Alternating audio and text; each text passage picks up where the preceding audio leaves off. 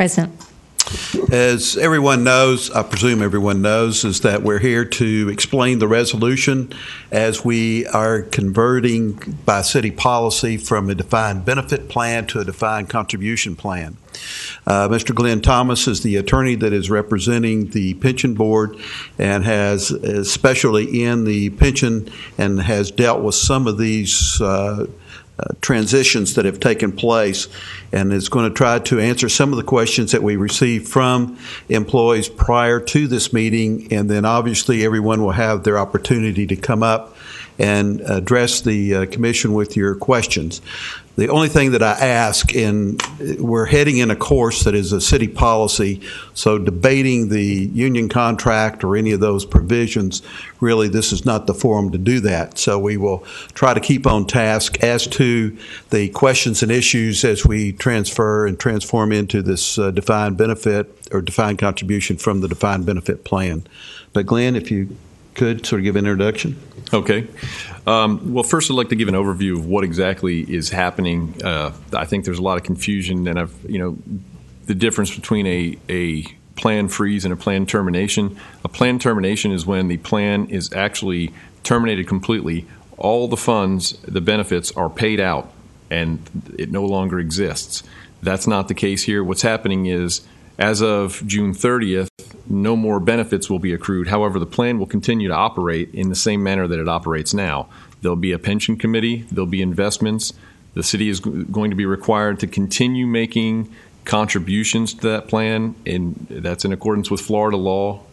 And that's one of the big things I wanted to point out, is that the plan has to be funded. Under Florida law and the Florida Constitution, a public defined benefit plan must continue to be funded in the amount that the actuary says.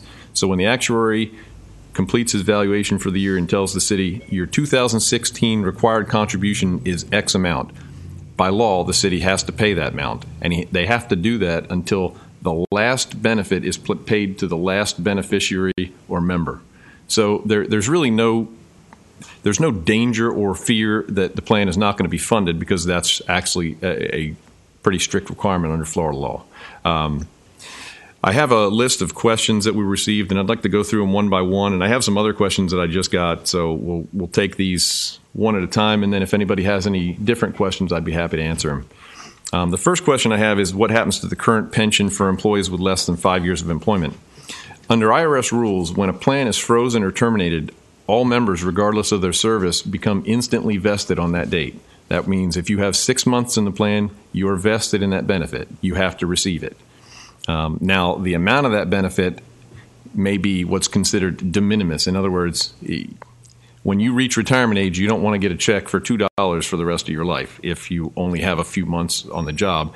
So what happens is the plan, when you reach retirement, will pay you the actuarial present value of your benefit. The actuary will say, okay, we've calculated all how long you're going to live based on actuarial principles, and this is the amount that the present value of your benefit. This is what it's worth today. That amount will be paid to you, or you have the ability to receive a refund of your contributions, whichever one is bigger. We're still trying to determine the amount, the cutoff for that amount.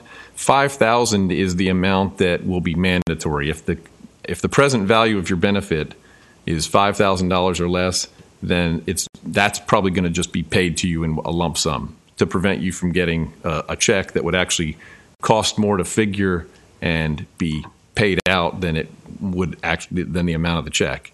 So $5,000 is that amount, and then there will be an amount above that where you have the option to receive it in a lump sum. In other words, if you want to receive whatever it is as a monthly benefit, then you'll have that ability for the rest of your life, and then you're beneficiary. Or if you want the present value of it paid to you at once, then you'll have that ability too. The next question Glenn, is... before you move on from there, you might want to explain that they also have the right to roll that over into the defined contribution. And the reason I didn't comment on that is because I'm still there are still some problems with in-service distributions, and that is not a certainty yet. That may be something that's considered by the IRS to be an in-service distribution. I think there is a way that it can be worded where you have no ability to receive that amount in cash. And if that's the case, there may be an ability to roll that over. That's something we have to talk to ICMA about. I think that would be the best thing. As long as there's the ability to receive something in cash, the IRS is going to consider that constructive receipt. Even if you don't receive it in cash, they consider the fact that you can to be the same. You've received it because you have the ability to receive it, and therefore it's taxable, and there'll be penalties and consequences. So I'd rather look into that a little bit more and work with ICMA to determine exactly how that can happen. It probably can if it's worded correctly, but I still want I don't want to comment on that until we're absolutely certain with ICMA on that. The next question is, will all of the same early retirement penalties still exist in the pension plan? And basically anything that's in that plan is going to be administered in the same way as it is now. So if the dates for early retirement, if your retirement is going to be decreased, if you take early retirement by 1.5% per year before your normal retirement date, then that's still going to be the way it works after the plan is frozen. Will each employee be provided with a statement of their retirement benefits through their normal retirement date? And I assume this means at the time of the plan freeze, will employees get a statement indicating what their frozen retirement benefit is going to be? Because after that date, that amount will not change. That's going to be the frozen benefit. No matter what happens with salary or credited service, the amount on the date of the freeze is going to be the amount of the pension benefit. That will never change from that point on. Now, I think it's up to the actuary, am I correct, as to when those statements would be ready, but he's going to determine them on the date of the freeze. Is that correct? That would be correct. That's my understanding. He normally does them on the fiscal year. Right. So he would produce them as normal, but they would be based on the benefit that's frozen. And that would basically be the final one. And the other question, while we're talking about that, I saw another question about what if there's an error, I think it was. If anybody thinks that their benefit that's calculated is incorrect for some reason, there's always a way. We'll have the actuary look at it again, and if you're still not satisfied with it, I mean, there is plan rules in place that permit you to come to the pension retirement committee and say you disagree with this and present your case. So there's always that. There's still going to be that ability. The retirement committee will still be here making investment decisions and ensuring that benefits are paid properly on retirement. Like I said, the plan will continue to operate in the same way. Can money in the defined benefit plan pension be moved? My instinct is no. For the most part, the money is going to be in there. You can't. There's two ways. There's two ways to look at this. First, can anyone move money out of the pension plan? And there's no way that money can be moved out of the pension plan. The pension plan funds are there for the exclusive benefit of members and their beneficiaries. Nothing can be done with that money. That money has to stay in that plan, like I said, until the last member or beneficiary's benefit has been paid. Now, if you mean an individual, can an individual move their money from the pension plan? Well, when you reach retirement age, and especially if you're going to get a lump sum benefit, you can always roll that money over to another plan and not have any negative consequences if you want to do that. You know, and like I said, there may also be a way to roll it over into the ICMA 401 plan to increase your balance. That's something we have to work out. If existing retirees are given a raise after the freeze date, does the frozen defined benefit increase for future retirees? No. Like I said, once the freeze date happens, regardless of any increases in salary after that or any other changes, your benefit is going to be what it is on that freeze date. However, Glenn, I think what we talked about is, though, maybe the question is, and maybe part of the answer is, once you become a retiree, then you're subject to getting the same cost of living adjustments that other retirees do. Right. So as retirees get their COLA every year, that doesn't mean your frozen benefit's going to increase. But once you become a retiree, if the next year the retirees get a COLA, you'll be in that group and you'll get that same cost of living adjustment. Right. Yeah. The COLA will not. It won't apply before you actually reach retirement status. Retirement means the day you start receiving your retirement benefit, you are now retired. Prior to that, if let's say you terminated employment today and you were not, you didn't have retirement status, when you reach retirement status, and then you start receiving benefits, you're now retired. Before that, you're what's called terminated vested. You're vested in the plan, you're entitled to a benefit, you're just not receiving it yet. Retirement status is what happens the day you start receiving benefits. You are now officially retired under the plan. Another question was, can a future council change the formulas for payout? And the answer to that is no. The council can't change the benefits once they're frozen. They can't reduce the benefits. Under IRS and Florida law, once you have accrued your benefit, it's yours. It can never be taken away. Can participant contributions in the defined benefit plan be withdrawn? They can be definitely a retirement. If your accumulated contributions equal more than your benefit's going to be, which is possible depending on how much time you have in the plan, then you're entitled to a refund of those contributions. It remains to be seen, though, whether you can use those prior to that. Since these are pre-tax money, you're not paying taxes on your contributions. It's not as easy to just remove them from the plan because there's going to be problems with the qualification if that happens. What salary is used to calculate pension benefits? The salary is going to be the 5 years prior to the plan freeze. The average. If you don't have 5 years, it'll be whatever your years of service are. That's the average final compensation. How will disability retirement be calculated? Much the same way that your other benefits will be calculated. Your disability amount will be calculated on the date of the freeze, just like your normal retirement or early retirement. I mean, there's different provisions under there, but that's the date that it's going to be calculated. How will the benefits in the frozen defined benefit plan be calculated for the spouse and or beneficiary? Again, those provisions aren't going to change. Your beneficiary provisions, they're going to be exactly the same way determined that they are today. Is the defined benefit plan a multi-employer plan? No, it's a single employer plan. Is the plan audited, and if so, by who? The plan is audited as part of the city's annual audit, but it's also the actuary will continue to be retained by the plan, and he'll conduct his regular actuarial evaluations just the same way he does now. And that's how he'll determine the city's contribution, and if necessary, he'll change the assumptions just the same way he does now. Nothing by the actuary is going to change after the plan is frozen. He'll continue to conduct his actuarial evaluations the same way he does now. Who calculates the defined benefit plan? That's going to be the plan actuary, just again the same way he does it now. And what assurance is there that the DB plan will continue to be funded? I mentioned that earlier. That's under state law. It has to be continued to be funded. Under state law, one of the first things the city has to pay is the retirement contribution. That is by law. If a city didn't, or for some reason couldn't make its contribution, the state would actually step in and make sure that that's paid. So that's not an issue. That's not anything to be concerned about. There's a couple more questions that I just got today.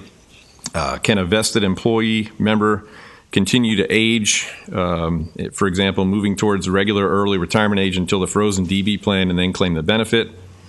Can the member claim earlier regular benefits under the frozen plan and remain employed? No, you could not do that. The plan does not provide for in-service distributions. They would have to be at 74 and a half, and it doesn't allow that now anyway. It is illegal under IRS rules for anybody to continue to be employed and receive a benefit from that plan.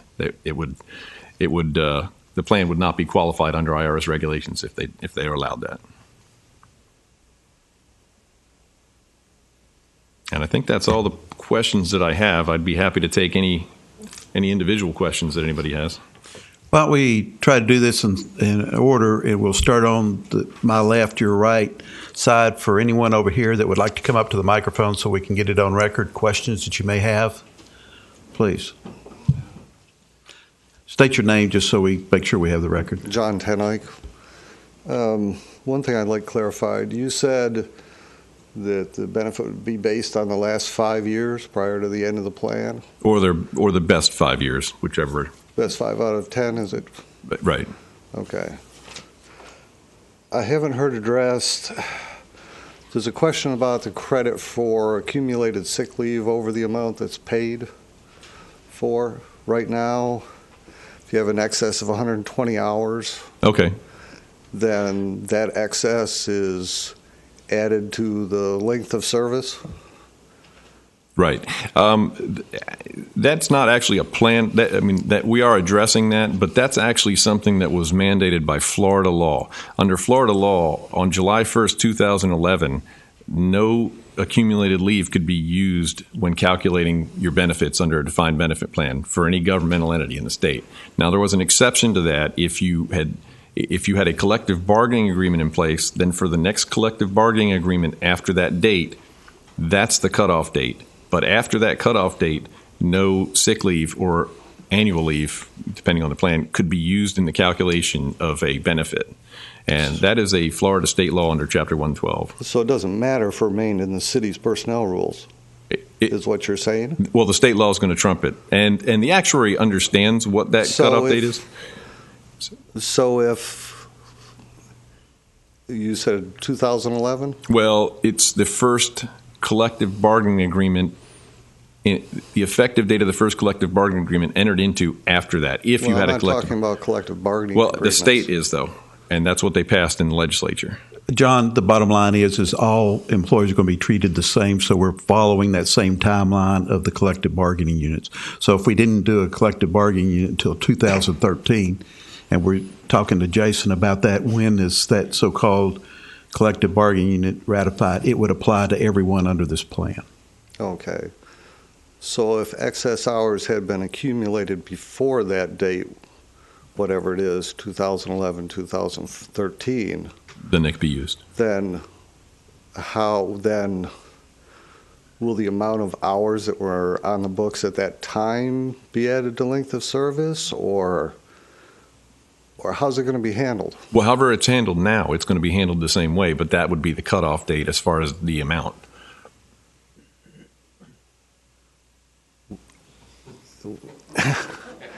Okay. In other words, anything accrued, any leave accrued after that cutoff date couldn't be used when calculating your benefit. So any leave expended after that day wouldn't be subtracted from it either? Again, it would be based on whatever the leave balance was on that date. What's been accrued and or expended since then would be irrelevant. It would be the balance of your sick leave on that date.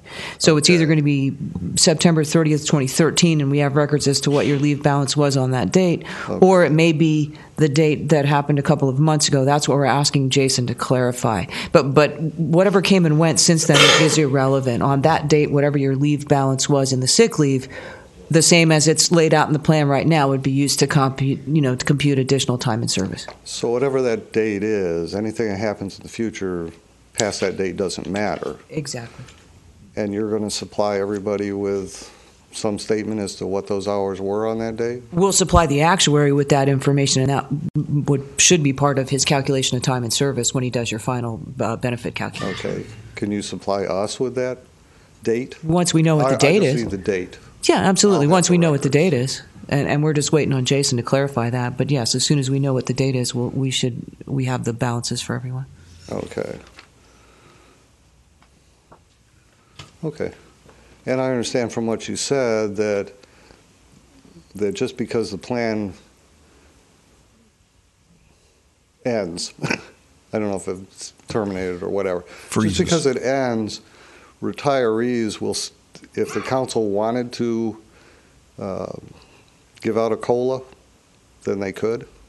If the plan provides for a COLA currently, then it'll continue to be operated in the same way for retirees. And it actually does provide for an automatic. Okay. Right. All right. Yeah, thank there are a class that there's an automatic, but as you know, the city council also decides annually if they're going to award a COLA to the other portion of the pensioners. That still will apply. The city could theoretically increase the benefits going into the future. They just cannot diminish the benefits that you've accrued.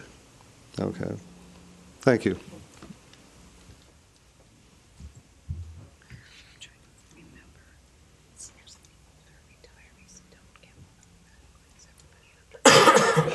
Good afternoon, Don Dexter.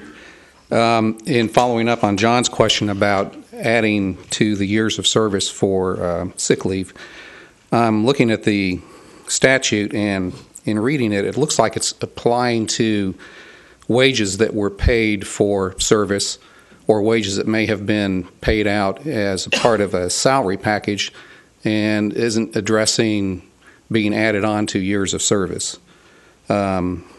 A defined benefit pension system or plan sponsored by a local government may include up to 300 hours per year of overtime compensation as specified in the plan or collective bargaining agreement, but may not include any payments for accrued unused sick leave or annual leave. And then it goes on to talk about the date. But to me, that means a payment was made for that unused sick leave or annual leave and added on to your salary for developing your maybe your highest years of pay rather than adding 2 years of service for time that is on the books. I've dealt with the Division of Retirement on this, and in the past they have concluded that they've taken a broad approach to it and saying that it can't be used in calculating your benefits. If there's some concern by anybody about that, it would not be a problem at all to get an opinion from the Division of Retirement on it. Okay. Because the way it's done here, I have to admit, is different than most places where your payout is included. It increases your salary. In some most places, in our cases, it does. Right. In here, that's not what happens. However, the Division of Retirement has said in the past for other situations that it still can't be used to increase a benefit after July 1st, 2011, because that's really what the intent of the legislation was, is to not be able to continue to use that to increase your pension benefit. But I'd be happy to get an opinion from the Division of Retirement if anyone. I think only because ours is a little unique compared to other places. So, thank you. I think that'd be a good follow. Mm-hmm. Actually, they did the same thing to the police pension board, and that's what the police pension attorney decided was the case. So.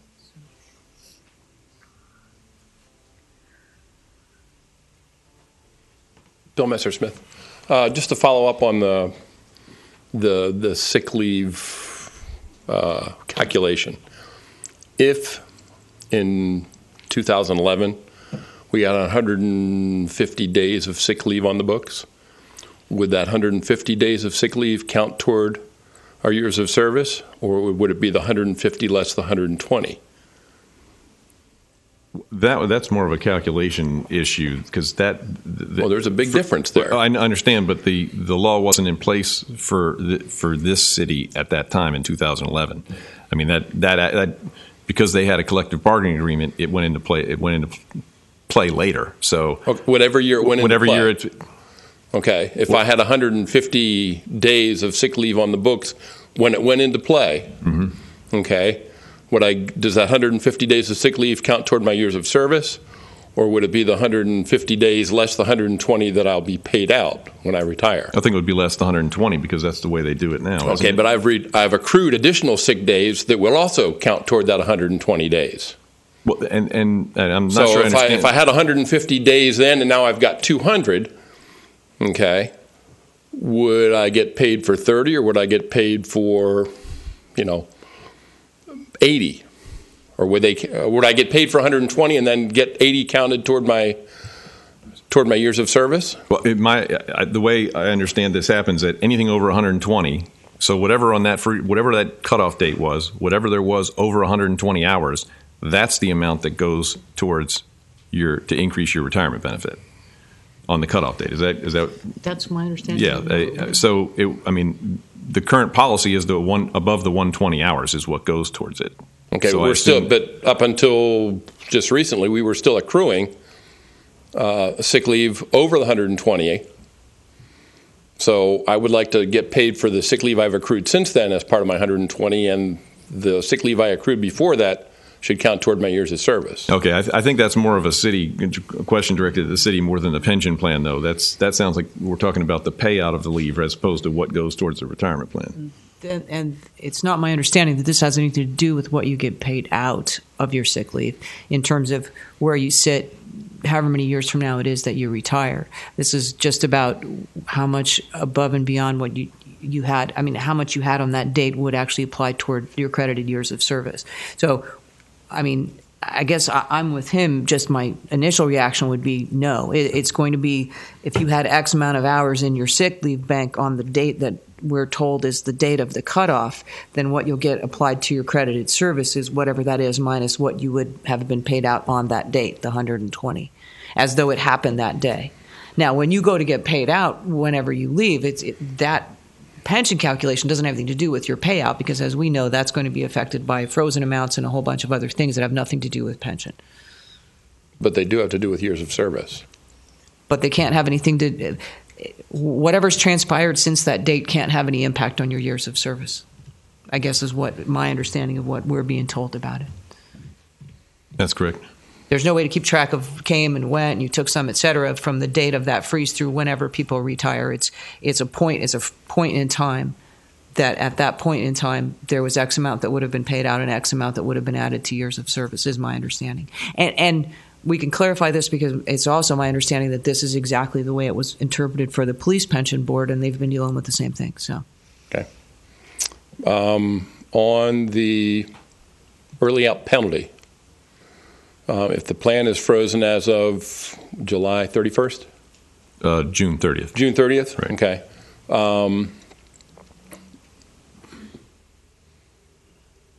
I'm still trying to figure out how that affects the early out penalty. It won't affect it one bit.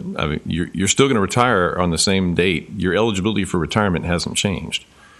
Your normal retirement date will still be your normal retirement date, and the early retirement penalty is determined by your normal retirement. Okay, so it's not going to be determined based on a June 30th retirement date. It's going to be based on when I actually retire. No. On your retirement date, when you're eligible to receive a normal retirement benefit, okay, the early retirement penalty calculates backwards from that date. Okay, it's not forward from the date of the freeze. It's still calculated based on your normal retirement date. Okay, dope. And actually, something that you said yesterday, Glenn, that I think really helps clarified for me anyway in my mind what this really means is this freeze is almost exactly the same as if you decided to leave the city's employment, but you were vested. In other words, you became inactive vested. On the day that you left, your benefits were accrued to a certain amount, but you weren't ready to retire. Let's say you went to work somewhere else, and then later on you came back at either 65 or before 65 and said, now I want to begin receiving retirement benefits from the city. It's in many ways, it's exactly the same as that. You become vested in that right that you've earned through that moment, but it's inactive because you're not ready to retire, and all the retirement ages, multipliers, et cetera, apply just the same as they always would have. It's just that your benefit that you're entitled to when you retire doesn't continue to grow. Okay. I don't know, that helped when you explained it that way for me. Okay.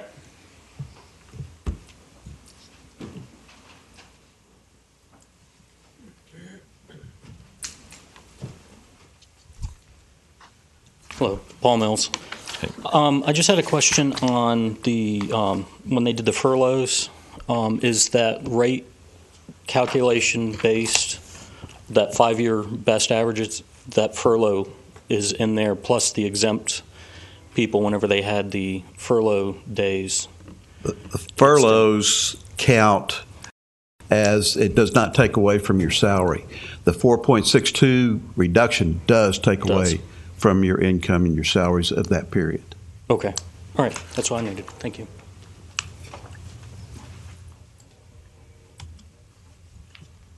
Anyone else on the left-hand, right-hand side? Go to the other side, please.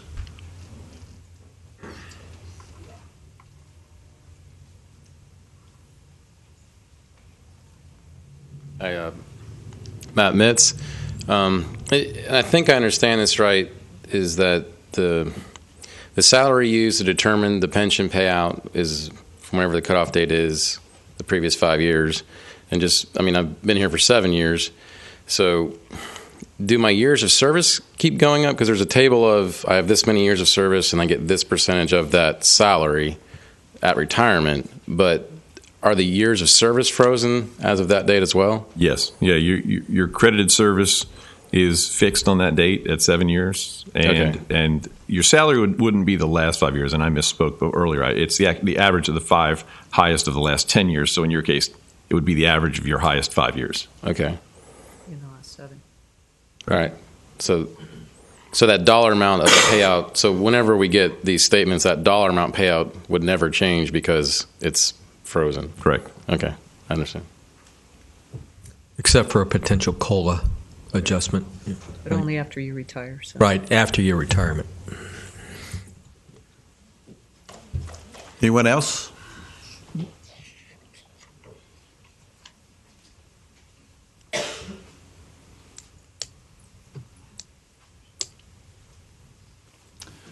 Rob Slezak. My question was it was a question that was brought up by one of my staff. And I realize this may not be the forum for it, but the 10% versus 12%, when they talked about that at the council meeting, what from the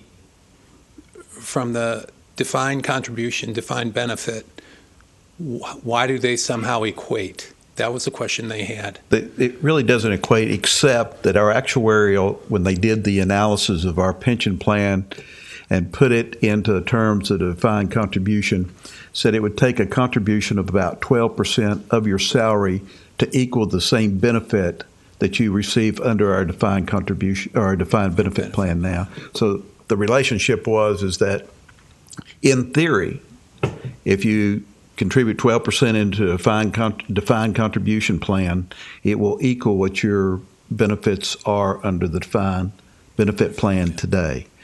But now that's, there's a lot of caveats in that, but that was his determination. So when we made the recommendation of the 7 and 3, that got you to the 10, but employees can still contribute the other 2 if they want to get to that 12. And for example, in the police department, the new hires contribute 5% toward the pension plan now. Right. Okay. So employees still, and this one that you're talking about could go 5 and 7 if they so desire? That is. Have we determined that from the defined contribution provider yet, that we can increase? Because that was a question they had for me too, exactly. Yes, Okay. they can. Have they said people can put in extra? They've Yes. said that definitively? Okay. And we have other plans as well that will still be in existence for the defined contribution.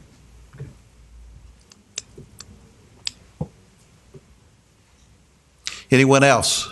Take from the full room this time. If you have any questions that come up after this meeting, because typically following public meetings there will be a question that'll jar in your memory, or if a fellow employee happens to have a question, do not have them hesitate to contact HR, and we will try to get those answers.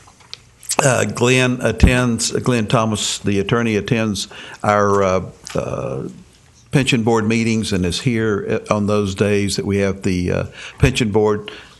Please feel free to attend if possible, and then we'll try to respond accordingly. This transition is going to be a little painful for all parties, I think, up until the time we actually get it done, and then we all understand the rules and regulations.